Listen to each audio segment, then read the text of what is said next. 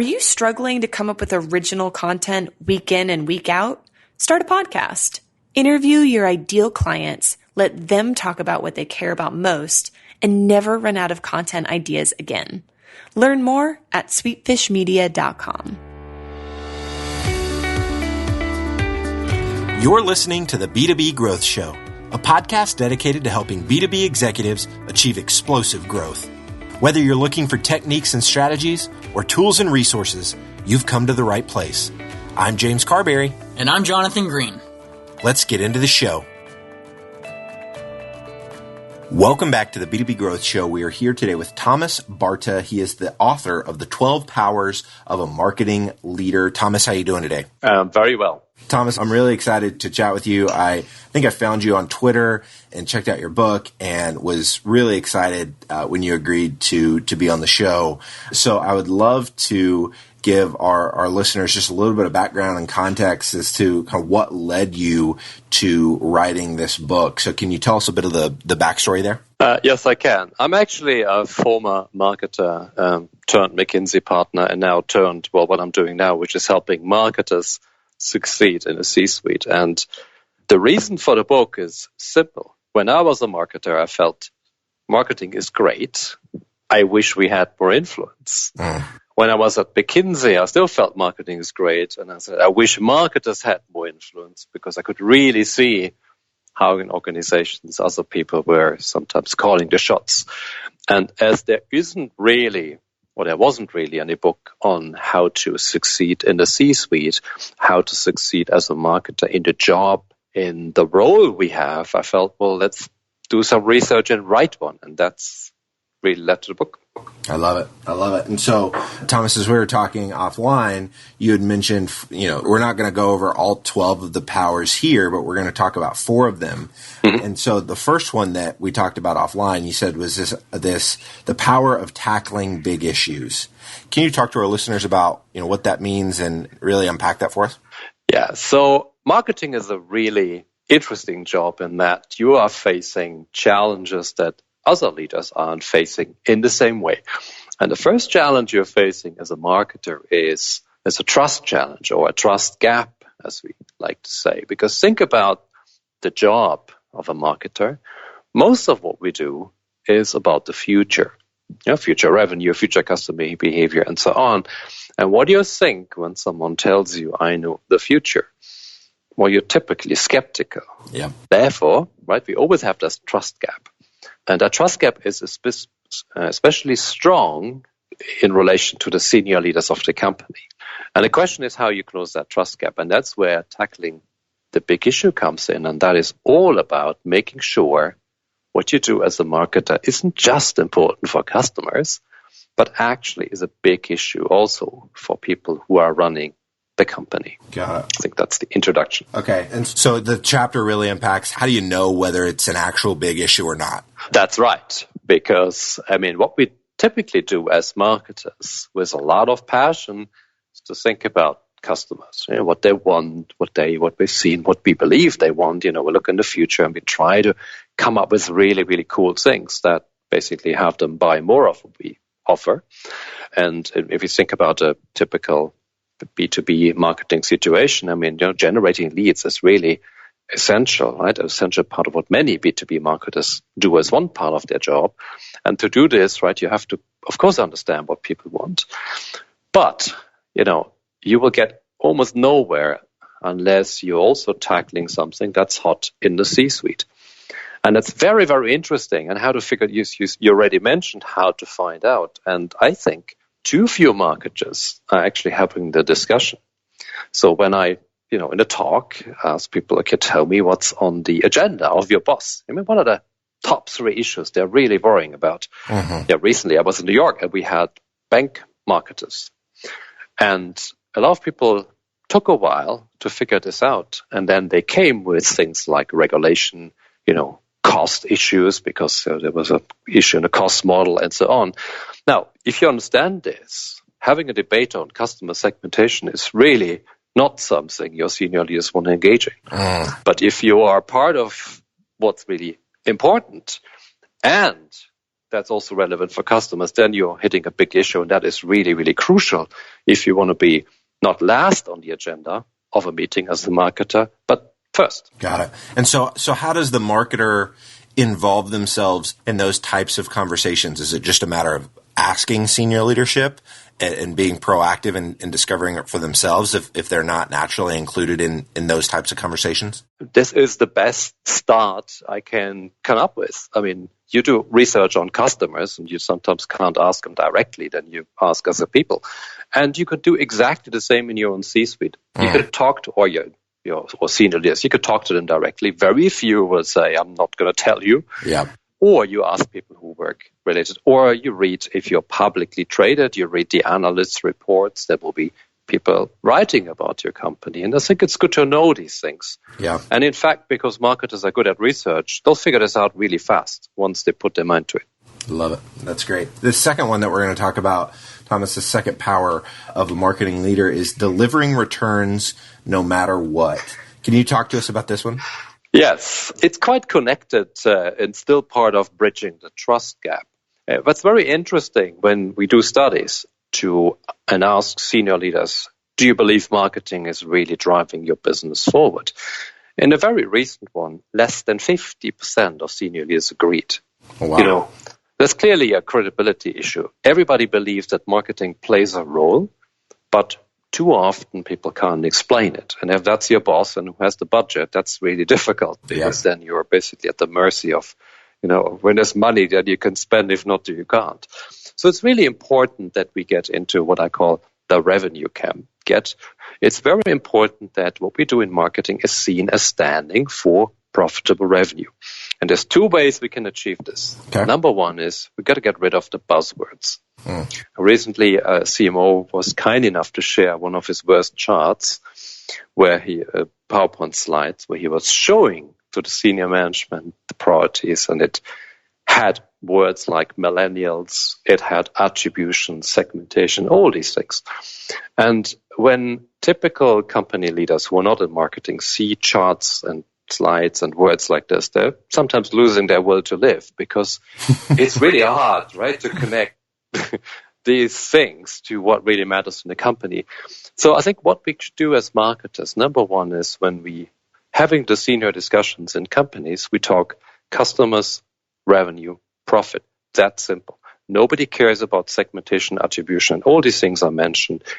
These are great words for within the marketing community. Let's just not use them outside. We're not using them with customers, right, for good reasons, because they don't care. So do people outside marketing, just don't care. So you got to get the message right. And number two, everybody talks about it, but you got to do your numbers, really. And a lot of marketers get really frustrated because they say, I can't really measure, all these things we're doing. It's really hard, right? Well, everybody knows that. But you can at least try to estimate roughly, why what you're doing is beneficial. And if you're unsure, get in bed with the devil, and work with finance and do the numbers together. As marketer, don't prove to finance that your numbers are right. Do it jointly. And that they're better at it than you are. And I think you together will be a great team. Oh, I love it. That's great. So, Thomas, this next one we're going to talk about is called hitting the head and the heart. Talk to us about what this means and then dive into it further for us. That's right. Here is the second big challenge. We talked about the trust challenge. The second big challenge you have as marketer or the second gap is a power gap. Just imagine, how many people you need in your company to make a really great customer experience happen. Everybody loves your brand, your service, and everything. How many people do you need? A lot of people, many, almost everybody. And how many of those report to marketing? Well, very few. Yep. So it's very obvious that as a marketer, you have to be excellent as mobilizing people who have absolutely nothing to do with your department. And you can't rely on escalating an issue up and hoping that your boss will tell everybody what to do. It's not how organizations work. So you got to get out there and mobilize yourself. Got it. And one of the really powerful techniques, in particular in marketing, is to tell a story. You can't prove anything to your colleagues if they're not listening. Yep. But you can tell them a story that gets under their skin, a story that gets into their hearts. And you have to always remember, as a marketing leader, like many leaders, you are a dealer in hope. So how do you give hope? Nobody cares about a marketing program. But if you tell a story that's powerful, and just example, Jim Farley, B2C example in that case though, he took over Ford's marketing when the company was basically bankrupt. And to get marketing investment back, he didn't talk about programs. He talked about the pride of the Ford Oval. And he said, we need to bring the pride in this Ford Oval back to our customers. And that's when we will gain more customers. Ed Smith in Australia, first successful paywall in a business paper, really big project, very, very complicated. And he did go out to the journalist and said, look, this isn't about erecting a paywall for our customers. This is about saving quality journalism. And you can see the difference. Yeah. Right? So people want to follow people who give them hope. So the question I have to every marketer listening here, when you walk around in your company, what is the story you tell that gives people hope so they want to follow you? Yep, that makes perfect sense. This last one, Thomas, that we're going to talk about, it seems like it's tied to this. It's knowing how to inspire. Talk to us about this last one. That's right. So again, think about the marketing job. Yeah, think about the marketing job. Big trust gap, big power gap, right? So you have to very clearly find ways to mobilize people. And, in your job as a marketer, your boss can say no, your colleagues can say no, your peers can say no, even your team can say no, and your customers can say no anyway. So the inspiration is the biggest weapon that you have. And that is, are you able to talk about what you're doing in a way that people say, you know what? I can see there's fire in the eyes of that individual. There's something going on here that is bigger than just doing some marketing job. And that is exactly what we need more in marketing, in particular in B2B companies where often engineers or sales, have such a big role. Yeah. But just imagine you are able to stand up as a marketer and passionately talk about a program or a new way of serving customers, or perhaps a new way of approaching the market in a way that everybody says, you know what, wow, there is something going on here. There's someone is truly inspired and energized about this. That makes all the difference. Now, how do you do this? People always ask me after talks like we give, how do I become inspirational? Right? Yeah. It's actually really simple. There's only one condition, and that is you have to be yourself inspired. You have to have an idea. You have to have something that energizes you. So the question is, what is this? And if you're not sure, my suggestion is to step back and think about, why are you doing the job you're doing? There must be some reason that maybe you love the company, maybe the products, maybe the people. There's some reason why we do what you're doing. That's a great starting point. And once you figured out what that is, just double down on it and let it show more often. I think as marketers, where we don't have the power, right, or many marketers don't have the power, and I don't think that's changed very quickly, but we have a power that nobody can take away, which is to inspire people with a strong idea. I love it. If you're not, as a leader, inspired, then it's going to be really hard for you to inspire your team and the other stakeholders in the organization. And that's right. And that's why, virtual reality can't replace humans yet in acting. Yep. Because we figure out if something is wrong in a facial expression, right? We see the small differences. You're absolutely right. So it has to be real. I love it. Thomas, this has been fantastic. The book is The 12 Powers of a Marketing Leader. So there are obviously 8 more of these that we want listeners to check out. Where can they find your book? Well, very easily. First of all, it's called The 12 Powers of a Marketing Leader, and it's quite widely available as a book and hardcover and also as an ebook. Or you go to marketingleader.org, and there's also a leadership test that you can take for free just to figure out how you're doing on your leadership. Love it. And that's at the marketingleader.org website? That's right. Wonderful. All right. So go to marketingleader.org. You can find the book on Amazon, looking at it on the Amazon page right now. So this has been fantastic, Thomas. I really appreciate your time. If there's somebody that wants to stay connected with you, learn more about you, what's the best way for them to go about doing that? Same on marketingleader.org. You can contact me directly on that page. I'm seriously very happy to engage in any one-on-one questions people have about leadership and marketing. It's clearly something that we all can learn a lot, and something that I believe is crucial for success. Absolutely. Wonderful, Thomas. Well, thank you again so much for your time today. This has been fantastic. Thanks a lot. Thank you. Thanks for having me.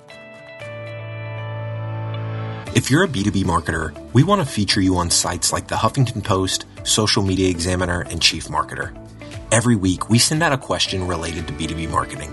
We use the responses to those questions to fuel the content we write for really popular websites. So head over to sweetfishmedia.com/questions and sign up today. Thank you so much for listening. Until next time.